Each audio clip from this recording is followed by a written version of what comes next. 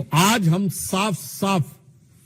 देश की जनता से कहना चाहते हैं कि अब कोई किंतु परंतु नहीं रहना चाहिए। और तीसरा विषय जो आप सबको ध्यान है, कांग्रेस के वरिष्ठ नेता और लोकसभा में उपनेता श्री गौरव गोगोई का जिस प्रकार के जॉर्ज सोरस के इस फाउंडेशन के साथ कनेक्शन नजर आता है, पाकिस्तान की एम्बेसी में उनकी बातचीत की फोटो, पाकिस्तान की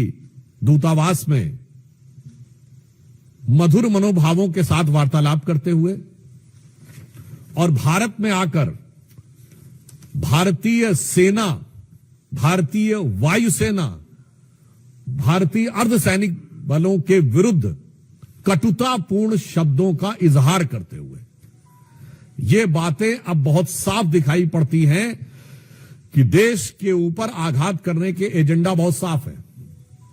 कि विदेशी शक्तियों के लिए जो भारत के विरोधी शक्तियां हैं उनके लिए कांग्रेस की मोहब्बत की दुकान है, जिसमें मोहब्बत सोरस से भी है,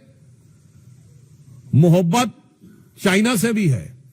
और भारत के अंदर एक दूसरे से लड़ाने का विधान है। याद करिए, ये कहते हैं उत्तर और दक्षिण को लड़ाओ। इनके कर्नाटक के वित्त मंत्री ने कहा था कि साउथ में रेवेन्यू कलेक्शन ज्यादा है तो उत्तर से अलग होना चाहिए। इनके तेलंगाना और तमिलनाडु के मंत्रियों ने उत्तर प्रदेश और बिहार के बारे में जो बोला वो क्या है, एक राज्य को दूसरे राज्य से लड़ाओ, उसके बाद भाषाओं को आपस में लड़ाओ, तमिल और हिंदी को लड़ाओ, फिर मराठी और बिहारी को लड़ाओ, फिर भाषा पे लड़ाओ, प्रांत पे लड़ाओ, क्षेत्र पे लड़ाओ और उसके बाद जातियों में लड़ाओ, अगड़े पिछड़े में लड़ाओ, सामान्य और दलित में लड़ाओ। यानी बहुत साफ है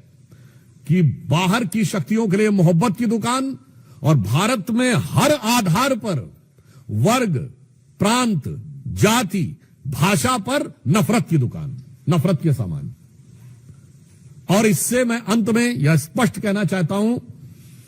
कि इससे श्री राहुल गांधी ने जो बयान दिया था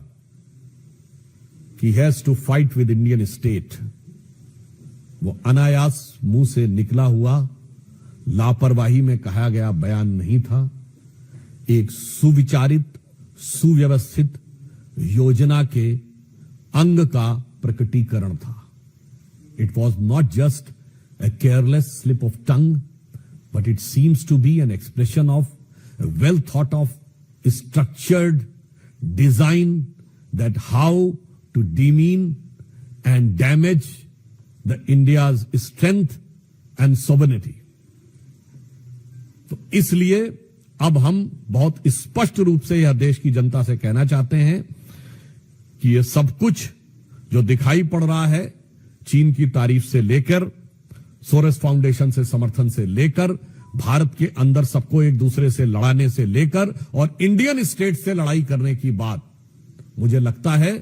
अब किसी भी प्रकार का कोई बचाव का स्कोप कांग्रेस पार्टी के पास नहीं रह जाता है। और इस विषय पे कांग्रेस पार्टी से यद्यपि मैं अभी भी उनसे कहना चाहूंगा कि वो आकर अपनी स्पष्ट रूप से सफाई दें, परंतु मुझे लगता है कि उनकी सफाई देने का उनके पास कोई आधार नहीं बचा है। और बहुत दुख की बात यह है कि इस प्रकार की शक्तियों से हाथ मिलाते हुए या उनके सुर में सुर मिलाते हुए बात करते हुए भारत के अंदर के दलों का समर्थन हर राष्ट्रभक्त को बहुत पीड़ा देता है और उसके साथ गंभीर प्रश्न भी